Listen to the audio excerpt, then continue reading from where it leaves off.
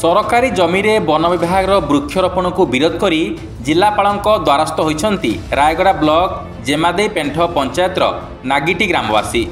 तेबे पूर्वपुरुष अमलरू चाष करुथिबार राजस्व और वन विभाग जमी को सेमानक ठारू छड़ाई न नेबा दाबी रे मंगलवार जिलापालक कार्यालय पहुंची अतिरिक्त जिलापालक एक दाबी पत्र प्रदान करिसंती।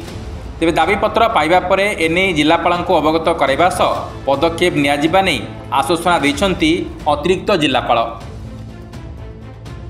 तेबे नागिटी ग्रामवासी कहवा अनुसार सेमाने 150 वर्षरू ऊर्ध्व समय धरी पूर्वपुरुष अमलरू गाँ निकटस्थ राजस्व और वन विभाग चाष जमी चाष करी निज परिवार भरण पोषण करती।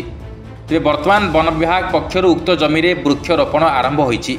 वन विभाग को अनुरोध कले केही कर्णपात करुनथिबारु ग्रामवासी एने आज आसी जिलापाल पाखरे द्वारस्थ होइथिले। दाबीपत्र प्रदान समय नागिटी गाँ समेत भिलेसु बड़हंसा टिकरपड़ा और जांगिड़ी गाँव शताधिक महिला और पुरुष उपस्थित थिले।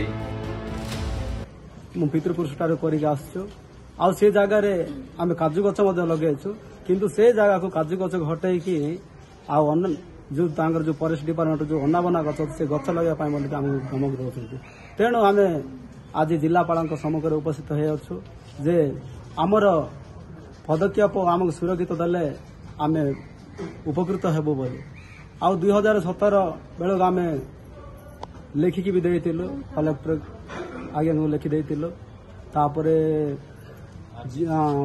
तहसील आगे लिखि देइतिलु आरडीसी को लिखि देइतिलु आज पर्यंत कौन पदक्षेप नहीं ना तेणु आज आ पुनर्बार आज जिलापाल सम्मुखें आम दुख जनाइबा आसी अछि।